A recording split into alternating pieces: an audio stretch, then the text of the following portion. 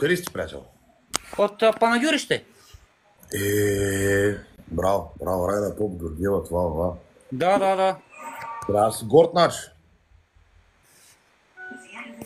Можеш да Така ми е. кажеш нищо за Райна Поп, Георгиева, примерно? Какво викаш? Можеш ли да ми кажеш нещо за Райна Поп, Георгиева, щом си А, това? Не. Нали си от Панагюрище, как ми е? Панагюрище, какво да кажа? Добър ден, добър. Благодаря за цъкането, благодаря. Сериозно ли е? Добре, поне, примерно, кой е създал България, знаеш ли? Сега ми задаваш такива въпроси, трудни въпроси. Кой е създал България? Да. Поне кога е създадена България?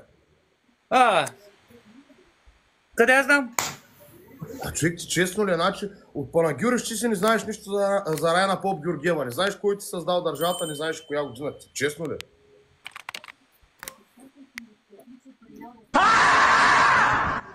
Добре, чувал ли си поне за Хан Аспарух? Знаеш ли кой е Хан Аспарух?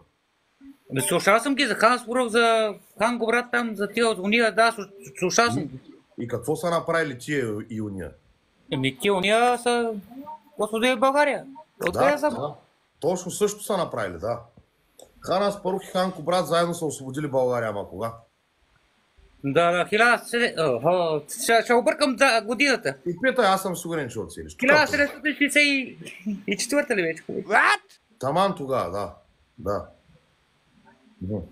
Учих, нали? Да, знам. Тук поне оцели. Ами, примерно, знаеш каква е роднинската връзка между Кирил и Методий? Не. Пак труден въпрос. Пак труден въпрос. Добре.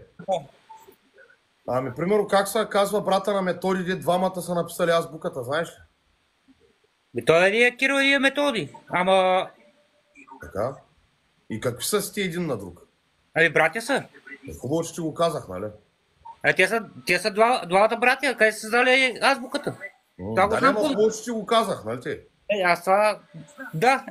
Викаш, трябва да го кажеш, да го кажа, да. Викаш, ох, майко, какъв си западна? Ма не вече нормално. Не знам. Честно ли е? Как? Направо не мога, не е нормално. Добре. Ами, примерно, аре, тях не ги знаеш, да кажем... Кой е президента на България в момента? Румен, откъде знам? Тя се сменя сумата с президенти. Но той от 8 години президент, бе. Румен Радев. Написаха, че го. Не са? Днеска, нали, има избори? За какво гласуваме? Избори, аз не съм гласувал. Откъде знам, че има избори? Не знаеш, че има избори. Не знам. Да. Пак ти ми го казваш.